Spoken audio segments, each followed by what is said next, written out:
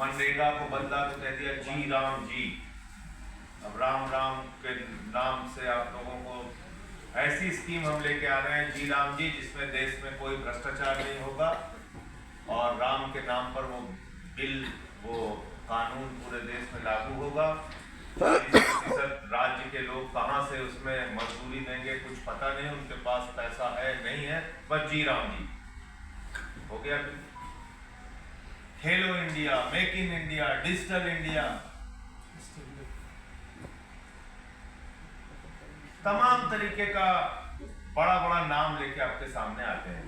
अब ये विकसित भारत शिक्षा अधिष्ठान बिल, जो अभी हमारे साउथ के मित्र ठीक से पढ़ भी नहीं पा रहे थे, उनको दिक्कत होती है इस तरह के बिल, ये लोग नाम रखते हैं लंबा चौड़ा, कोई पढ़ ही नहीं पाता। सवाल ये है कि आप शिक्षित भारत कैसे बनाना चाहते हैं और विकसित भारत कैसे बनाना चाहते हैं।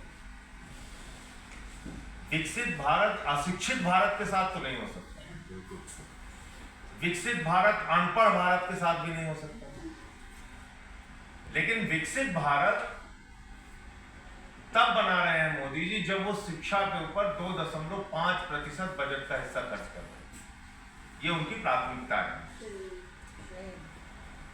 वो विकसित भारत बनाना चाहते हैं, लेकिन स्वास्थ्य का बजट 2% रखते हैं, 2%। तो अस्वस्थ भारत के साथ विकसित भारत बनाना चाहते हैं। ग्रामीण विकास का बजट इस साल कम कर दिया गया, 3.6% कर दिया गया।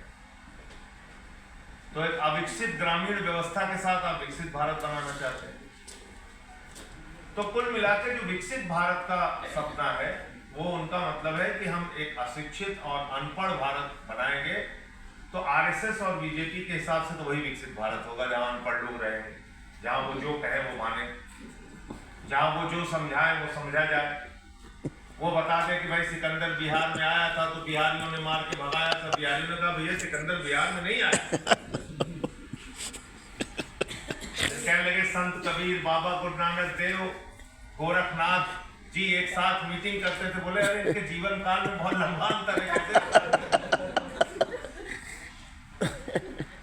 तो अशिक्षित भारत बनाना है, अनपढ़ भारत बनाना है, ऐसा भारत बनाना है जो व्हाट्सएप के विश्वविद्यालय से बोले नाली के गैस से चाय बना लो, रडार में नहीं आता, मौसम खराब रहता है, कुछ भी बोलते जाए आप मानते रहो। और मानोगे तभी जब आप अनपढ़ रहोगे, पढ़ लिख लोगे तो कैसे मानोगे, बहस करोगे उनसे। बहस करने वाला समाज न मोदी जी को चाहिए, न आरएसएस को चाहिए, न बीजेपी को चाहिए। और इसको बनाना भी था 47 तक बनाना है विकसित भारत। हमने तो कल बोला कि हमने कहा इसको 2047 क्यों रखे हो, 3047 रखिए, 1000 साल के बाद कोई पूछेगा नहीं। वैसे 47 में भी मोदी जी करीब 97 साल के हो जाएंगे। अब जाएंगे बोले साहब विकसित भारत, बोले यार 97 साल के बूढ़े आदमी से तुम विकसित भारत मांग रहे हो। तो अभी भी 75 साल के हैं, लेकिन तब 97 साल के हो जाएंगे। मेरा ये कहना है कि प्राथमिक, माध्यमिक और उच्च शिक्षा तीनों को न्यू एजुकेशन पॉलिसी में हमें चैलेंज करना चाहिए। इसको सिर्फ उच्च शिक्षा तक सीमित नहीं रखना चाहिए। अभी हजारों स्कूल बंद करने के फैसले लिए गए उत्तर प्रदेश के अंदर, और नाम बहुत ही शानदार उन्होंने चुना, बोले मर्जर कर रहे साहब।